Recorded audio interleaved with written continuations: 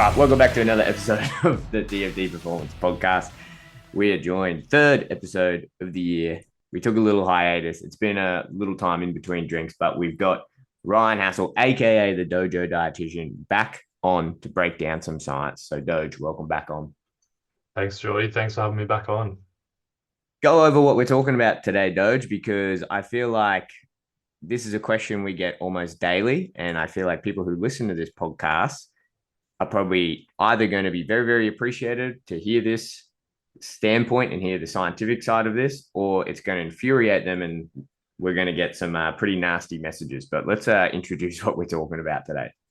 Yeah, sure. I think you're exactly right. It is definitely the most common question that we get asked about. And we see it for new clients that come on board as well. Like people who have mixed levels of results. Some people will come to us being like, this completely ruined my training, or some people will be like, oh, this is really great for me. And it's the animal-based diet. So that's what we're going to be talking today, breaking down kind of like what the diet is, where it comes from, I guess why people gravitate to it in the first place. And then we'll have a look at like where is the actual science at with it? How good is it for the things that it claims to be good at? And then I guess what can the listeners take away from it in terms of like, should they be using it? Should they not be using it? So I guess a good place to start with it is like, what is the animal-based diet? Because there's so much confusion and so many like different things floating around of like, carnivore, animal-based diet, raw diet, like the Liver King one back in the day. There's all these crazy ones, and they all seem to like come and go in and out. And I think the animal-based one is probably the least crazy sounding out of all of them, and it sort of takes a lot of principles from those more fringe diets, but it allows a little bit of like flexibility, and it's a bit more, I guess, sustainable for the average person. So what I mean is it's a diet that's primarily based around animal products. So eating like meats, dairy, eggs, all that kind of stuff, with the inclusion of specifically animal organs, because you're cutting out things like vegetables and grains, which come with a lot of nutrients and stuff that aren't found in like just the meat of the animal, but you can get some of them from these organs. So that's primarily what it is. So at its core, realistically, it's just an elimination diet. So you're eliminating these food groups, which is like grains and vegetables, and you're keeping in animal products and some fruits and things like honey and dairy. And yeah, I guess that's kind of the crux of it. What's your experience been, Geordie, with I guess clients that have come in, or how are you sort of hearing about this diet? Yeah, a lot of new clients when they come in, I feel like there's two reasons that they get onto it. One is that they've scrolled on social media and they've seen certain influencers talk about it, and they tend to have a tendency to just try whatever diet is thrown in front of them. The other one is they tend to come from this more like inflammation standpoint, or you know what, like I'm having troubles digesting certain foods. And like you said, they seem to have a fair decent amount of success. The guys that come in on the first type of attitude where they're just trying it because they've seen influencer X talk about it probably don't have as much success with it, or don't like it as much because there's not much rhyme behind the reason. The guys that come in with the inflammation or what they perceive as inflammation seem to have a bit of success. And it's like you said, it's mostly an elimination diet, isn't it? You're taking out so much, so there's a good chance that they are removing the things that are inflaming their body or causing whatever intolerant reaction, or maybe even some type of inflammation in response to some type of food.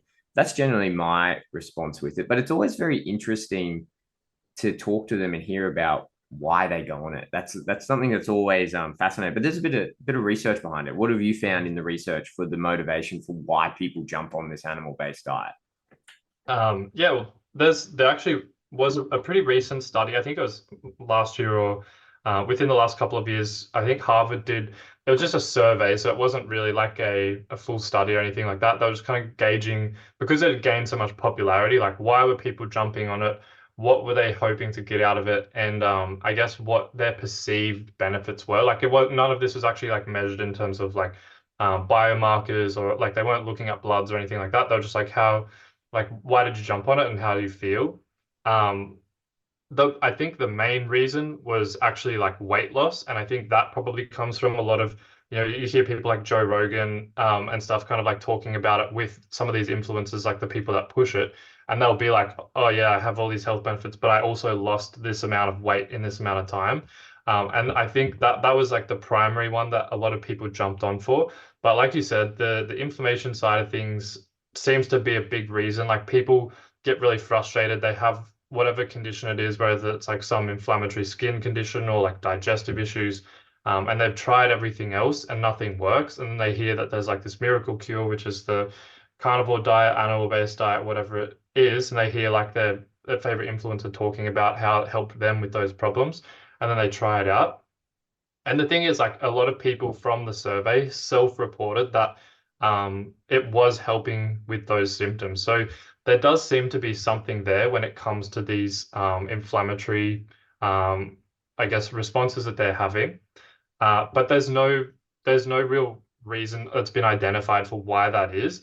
But what's most likely the case is probably that it's like some of the listeners might have heard of these things. We're probably more familiar with them, like we've heard it thrown around at uni a lot. Diets like, low FODMAP, those sort of ones where it's like a systematic removal of certain food groups. But the difference between those sort of diets and these ones is this is like you're eliminating everything that could be causing these potential triggers for your inflammation by doing these like animal-based or carnivore-based diets. But on like a low FODMAP diet, on the other hand, you eliminate all those foods, but then you systematically reintroduce them so that you're testing which ones are causing those triggers and you can keep those ones out, but you're still trying to get as much like diversity in your diet as possible. Whereas these ones, it's kind of just a permanent elimination. So once you've cut your grains and veggies out, you're just sticking to like meat and fruit and stuff. And while that might be good for reducing the inflammation in the short term, now all of a sudden you have to make up for all the nutrients and stuff that you're losing by cutting out these entire food groups. So um, that's like, yeah, sorry, in a nutshell, that's kind of like the main reasons why we see it happen. But as you can see, there are other ways that are out there in order to get those same effects. Another reason, which is starting to lean more into like fringe ideas about these diets, and I know you probably noticed this as well, that like no offense to anyone that's out there that's kind of like trying to follow this stuff, but there does seem to be leaning into a little bit of more, I guess, like conspiratorial ideas around diets and like chemicals that are in the food or whatever that they're trying to eliminate by going onto these diets. And some of the bigger ones around that are things like lectins and certain nutrients or anti-nutrients that are found in these vegetable foods that are considered to be like potentially dangerous. But all of the, I guess, information around that is mostly like theories, right? So there's no real hard evidence showing that any of these nutrients or anti-nutrients are unhealthy in humans.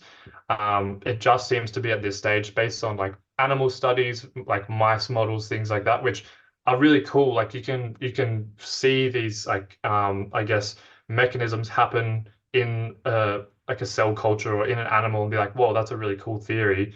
But translating that from a small sort of system to a human is like a completely different ball game, and a lot of these things just don't show up in human studies. So but those are the kind of the main reasons why people are getting onto it. Now when it comes to the benefits, like obviously we've both talked about some of the people that go through seem to notice some benefit to these diets. What's your experience been with that, I guess, at this stage? Yeah, the biggest one, and I feel like it's the same benefit that you get with most diets, right? Is it comes back to that elimination aspect of it. Mm, Not so much with the triggers, like absolutely that is a component, but just the overall calories, right? Most of the guys that I've seen and consulted with, where they come to me and they go, "Hey, Geordie, I feel really good. I my mood's better, my energy's better. Like I feel really good throughout the day."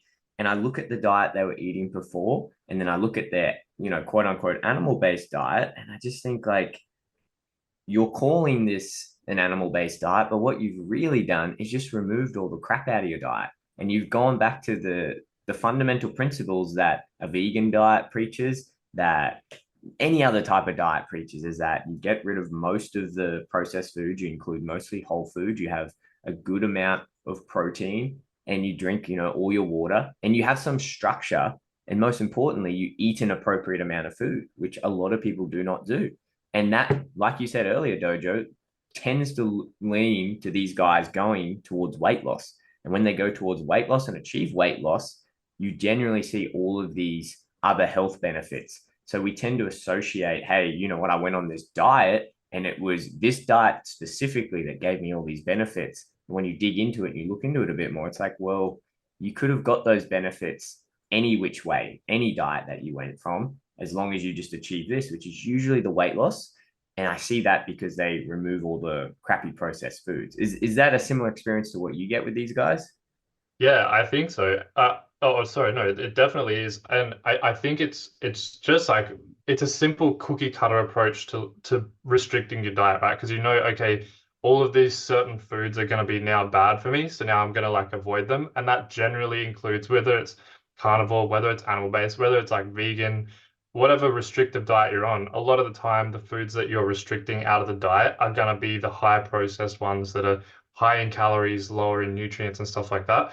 And just as a result of following the diet, it's going to be harder for you to overconsume calories. And so you'll probably just lose weight sort of passively without having to think about it. And I guess that's kind of a net positive for these type of diets, right? As they do encourage the consumption of whole foods, lean meats, that kind of stuff, which in general does end up being good for the people that follow them because they are losing weight and they get all the associated health benefits with that. So, like improved insulin sensitivity, lower risk of all sort of diseases and everything that comes with it. So like it actually does end up being a positive thing. But like you said, it could be imitated with any sort of diet that makes you cut out junk food basically and end up losing weight. Um, Now, I guess like that basically covers most of the benefit, right? Because we've talked about like the elimination of particular triggers, but then also just the elimination of high cal foods. Now, I guess from your experience, what have you seen like, working with athletes and in those particular populations, where do you see, I guess, the downfalls or potential risks of following an animal-based diet or something similar? The biggest downside I found, and this is with the athletes, when they come in and they do it, and we generally see all the benefits we just said. They lose a bit of weight, they clean up their diet, they eat generally more whole foods. But what comes with that is that they take away a lot of the calories and the fuel sources for their training. And it's the number one complaint that we get with these guys. They go, yeah, like my training is really suffering. I'm really struggling with these longer sessions and I'm really struggling with the harder sessions. And then when we dive into it, it's because they're probably not eating as many carbohydrates. They may have the carbohydrates in there, but because it's not a big focus of the diet, they're eating inadequate carbohydrates and they're too afraid because of the rules and the restrictions of the animal-based diet to include other foods like faster digesting carbs that may be more processed, which we know are very beneficial for these athletes, particularly if you're cranking out 2, 3, 4 hours of training a day, and then you're training multiple times a day and burning loads of calories. Those things are so advantageous for your training performance. And it's the first thing that we see. And the biggest complaint, a lot of the guys that come in that I talk to that have gone onto a carnivore animal-based diet, that's the biggest complaint. Hey, how can I do this diet and how can I still fuel my training? Which I guess brings us to the point when carnivore is very restrictive and it takes away a lot of these carbohydrates. Animal-based diet allows a bit more of these carbohydrates, but I feel it's that mindset and the thinking and the restriction that is what's limiting them because they know that they now have a bit of freedom to have the carbohydrates, but they don't want to break any of these rules. So they don't really commit to fully fueling themselves properly, and their training and their performance suffers because of it. Yeah, and when you think about it, like the types of carbs that they're allowed to have, like things like fruit and stuff, they're great for carbohydrates, but they're still not super energy dense. Like you'd still have to eat a huge amount of fruit to be able to fuel the same amount of training that you would be able to get from like a small amount of rice or potatoes or stuff like that. Just the volume difference is massive. And like obviously this is a specific situation where athletes, their energy requirements are going to be way higher than an everyday person that works in an office. Um, so it is, I guess, like a little bit specific. But I guess I think one thing you kind of touched on there, which is really important. And one thing I guess is a massive problem. It's not really talked about enough in like the context of these restrictive diets is how they impact your relationship with food and being like, oh, I have to cut this food out. So is this other one okay to eat? Or like what ends up happening, and I've had this with a few clients, is they come in and they just I can't eat bread. Like I'm too scared if I eat it, I'm gonna put on like 2 kilos from like one slice of bread or something like that. And it sounds kind of crazy listening in, but I'm sure some listeners have genuinely had that thought. Like it creates this massive fear around certain types of foods that just doesn't need to be there. And oftentimes, a lot of these foods are actually going to be more beneficial than negative, especially if you're training, if you're doing a lot of physical activity. Um, and in populations, especially in like weight category sports where they're starting to worry more about weight now, obviously there is going to be issues of like body image and that kind of stuff too. Once you start opening the door to restrictive eating, you start opening the door to like it's kind of a Pandora's box to a lot of negative spirals around thinking about food and eating and weight and all of that kind of stuff.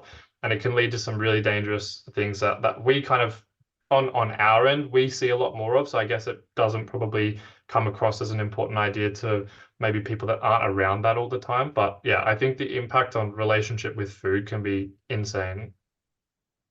Yeah, and that has a flow on effect, right? Because, like you said, when you start dipping your toes in the water where you start subjecting food to this is good and bad, which is fair and warranted. I do agree that some foods are good and bad for certain situations. Inherently, it's a much different discussion. And I don't like it when these type of diets promote that this food's in completely and this food's out completely, because then you have this mindset of ethos that that food has absolutely no warrant in a healthy diet, which for the most part is not true. And there's good studies, right? And there's a study that we dug into here, the Lion Heart study. I'd love for you to explain that, because what this study showed is quite counterintuitive to the ethos of the carnivore and the animal-based diet.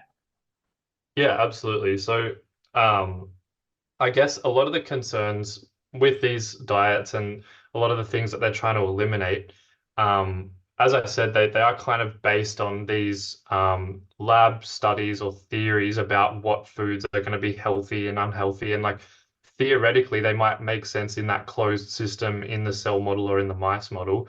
But when you have these foods in a human, they generally tend to still end up being really healthy.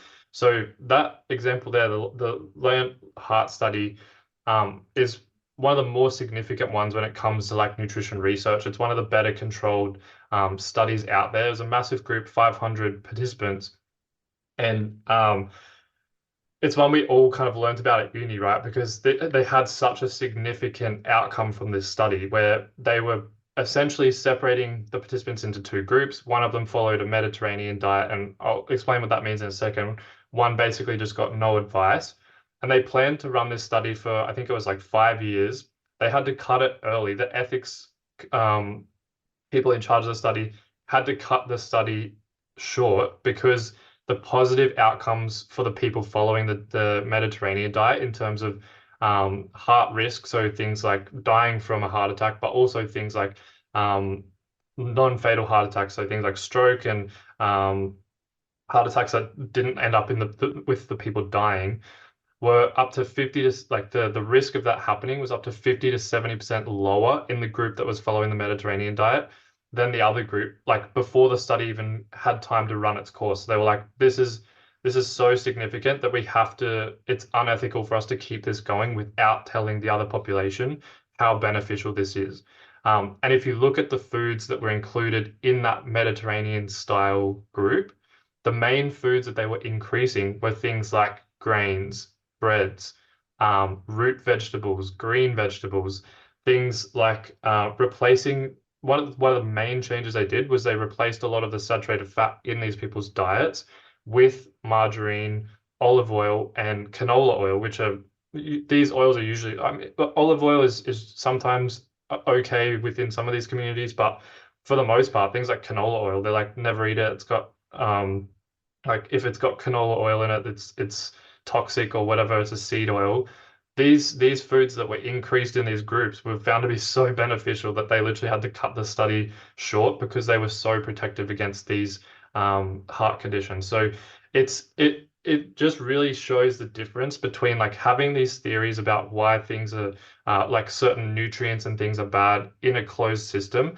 But when you look at the human model, humans are such complex, I guess, systems where we don't fully understand how a lot of these nutrients work within the body yet. But when we look at it over large groups, over long amounts of time, we can see that the net impact of eating these foods and including them in the diet ends up being really, really positive. So, as much as like some of these theories sound really interesting and exciting, and like maybe cutting these foods out of my diet will make me lose all this weight and be super healthy, if you look at the actual evidence of what we've seen from outcome studies where we look at what actually happens to humans when they follow these diets, the overall impact of including these sort of foods in the diet ends up being healthy.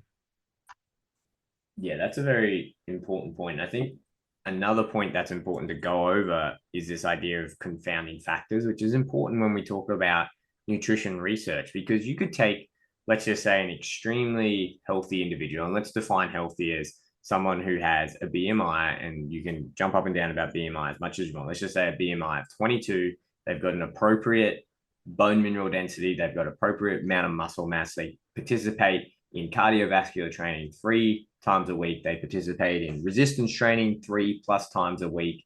They eat a diet that is mostly whole foods most of the time, drink all their water. They're what we would consider pretty healthy. Their biomarkers are really good. There's nothing that stands out. That type of person could go on any of these diets really and still be healthy. Where this conversation gets interesting is when we take a quote unquote unhealthy person and we're trying to rectify the unhealthiness of that person. And this is where it gets very muddy and the waters get hard to distinguish because of all these confounding factors. So you could take a very obese person with a very high BMI and say that's correlated as well with all these negative biomarkers, increased cholesterol, increased insulin resistance, maybe there's diabetes or whatever else is in there. Then you get into this question of, okay, which one of these diets are going to have the most impact on them? And it gets very difficult because that's when it's hard to say, okay, well, is a vegan diet going to be better than an animal-based diet, or is it going to be better than, when realistically, the biggest problems here are probably not going to be solved with the diet just alone. It's a very holistic thing. And that's what we keep seeing in this research is whatever diet we can get on these guys to control their overall caloric intake, which means that they're going to lose weight. And we know if we lose weight, all these other biomarkers will hopefully and probably correct themselves. And if we can get these guys out doing, say, more cardiovascular and resistance type training where we can increase their heart rate up to a certain amount for a certain period of time and then increase their muscle mass, that is going to have a net benefit on their overall health. But we never talk about all of this when we go, okay, we just want to do a carnivore diet with this extremely unhealthy person. Is that going to fix it? Probably not. It's probably not going to be the diet, but maybe that diet is the trigger for them to lose all this weight and to get more active and to change their mindset towards food. And people get really, really, really attached to the diet itself. And I think that's something that makes this conversation very difficult because there's going to be people listening to this going, oh my God, I can't believe you guys are freaking saying that this isn't the best diet ever. It's the best. It helped me so much and it helped my brother and it helped my friend and blah, blah. It's like, that's cool. But at the end of the day, the diet was just one component of this bigger system, and we need to appreciate that system. And it's easy for me and Dojo to sit back because we've seen this with thousands and thousands of people. So the data set that we're looking at that we've personally dealt with is humongous, where the data set that unfortunately that you're probably dealing with is yourself, Karen from accounts, and then maybe your cousin. And it doesn't represent the whole. And it's an important consideration because you need to think about your nutrition like that. It's very, very rare. And we haven't found, I don't know, Dojo, maybe you disagree, but I had doubt you do. We haven't found the silver bullet and the silver lining where we can go, hey, we can take unhealthy person B over here and just give them this diet and they don't have to do anything else. They don't have to do the exercise. They don't have to sleep more. They don't have to lift weights and get moving. They just eat this diet and boom, everything fixes. That just doesn't happen. More so what we see when we look at these human trials like Dojo's talking, not mechanistic, simplified, singled out physiological mechanistic systems that we see in mice and animal rodent studies and whatever, when we see these long-term human studies and human trials, which is our best that we have in the field of nutrition, we tend to see that it is these principles that people follow over time that lead to these better health outcomes. Can you control your calories? Can you manage your weight? Can you include cardiovascular training or cardiovascular output? Can you increase your muscle mass by doing resistance training? Can you get regular sunlight? Can you increase your water intake? If you can do these things over a set period of time, we tend to see better correlation with more healthier health outcomes. Yeah, I think that's honestly like a great summary for it. It's people just get too caught up in the weeds of like particular nutrients or particular diets, but realistically it's a whole like life picture. As you said, everything like relationship with friends, diet, activity levels, everything plays a part in your overall health. And I think getting too hyper focused on one particular diet or one particular diet pattern or cutting out particular foods, you're really just probably not getting the bang for your buck in terms of like mental energy. And you're probably hurting yourself more than you're benefiting yourself just through having all this added stress about food and stuff, right? Yeah, and I think a lot of people will come back with the argument of, and you always get this argument, but it works so well for me, and it's like that's awesome, and it's amazing that it did work for you, and I'm very happy when people come to us and they say, hey, the animal-based diet worked really well for me, and you need to appreciate that the diet is so much more. It probably worked for you because the diet as a whole and the community that is based around that diet fits in with your personalities, your ideologies, your stance on a lot of different issues and whatever else. That's why you see there's, and you don't want to generalize, but you generally can. Like when you look at a vegan community, a lot of them share the same ideologies and the same views and the same values. That when you look at the animal-based community, the exact same. When you look at groups of athletes, they generally fall into certain categories of within different sports. You know, MMA community, you can generally bucket them into one type compared to say a tennis community or a golf community. It's just the way that human beings are, and that's why these diets are interesting, because they're both positive and negative in the fact that they give people maybe that catalyst that allows them to find this thing that makes them be healthier. And that's an amazing thing. It's just a very slippery and difficult conversation to have with them and trying to convince them that, hey, maybe that doesn't apply to everyone. And I'm glad that this worked for you and you found your people and you found something you're very passionate about and a style of eating and a lifestyle that fits perfectly with who you are. But that's probably, at least from the seat that we're sitting in, where we've dealt with thousands of people and looking at the body of research, that's probably not going to apply to everyone else. And then when you get really heavy on preaching that to everyone else and saying, hey, this is the way to go, that's where you get issues. Because not only are you conflicting with their lifestyle and maybe their views and morals and ethics, but then you're quite literally conflicting with their health, because maybe that style of eating is going to conflict some genetic condition that they have or some other condition that it might make it worse if they go on that type of diet, even though overall the diet could be considered healthy for you. Yeah, yeah. It's really interesting. Like that's such a good point that like if it works for you, it doesn't necessarily mean that it's going to work for everyone, because a lot of the benefits that we see from these type of diets, you can still see them from like a vegan diet, which is the complete opposite, right? But like it, a lot of the times, what happens when someone jumps on one of these diets is they start like, if say it's like an average everyday person, they're taking more of a health focus now. So they're probably also going to be exercising. They're probably also going to be getting outside more. They're probably going to be doing all of these other things that could be helping.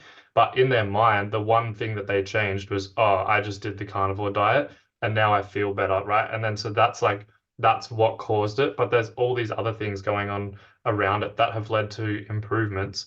But those improvements could come from following one of any other type of diet. And like you said, everyone is going to be different in terms of like having genetic variability and all that kind of stuff. So some diets might actually work better for some people and others for others. But like you said, just because it just works for one person or doing this one thing worked for you literally doesn't mean that it's going to work for everyone. And that's why we have to fall back on these larger studies that have these outcome results, because we know, okay, over a big group of people, doing this led to this positive outcome. So we can say for most people, this is probably going to be beneficial.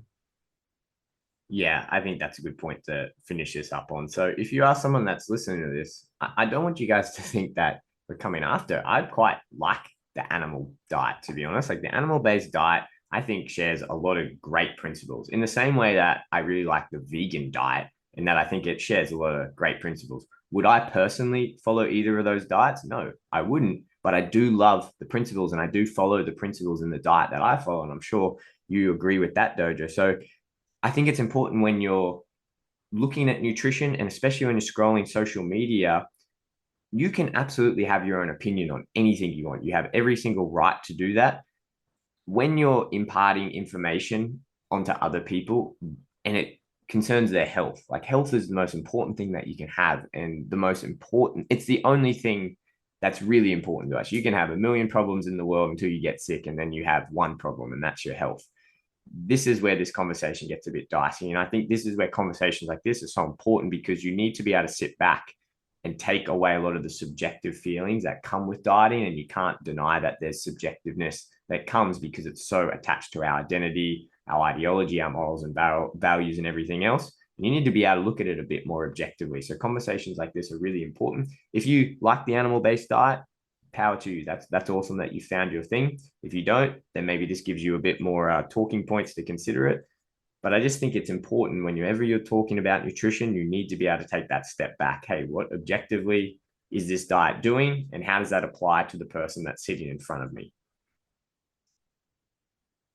Yeah, I think that's a great way to wrap it up, Geordie. Yeah. So Cheers. if you guys like that episode, let us know. Send us an email, send us a DM on social media. If there's any particular topics you guys want us to talk about, to break down, we'll be doing podcast episodes 1 to 2 every single week of the year. I know we took a bit of a hiatus there. Coming off the back of 2022 into 2023, really, really big building year for us, but we're back 1 to 2 episodes. Anything you want us to talk about, anything you want us to discuss, be sure to send it in. But as always, you guys can listen to this podcast on Apple Podcasts, Spotify. You can catch it on YouTube, and we'll be posting the best snips up on our social media. So make sure that you follow our socials at _Fight Dietitian. But Dojo Dietitian, first podcast of the year kicked off. I'll see you next time.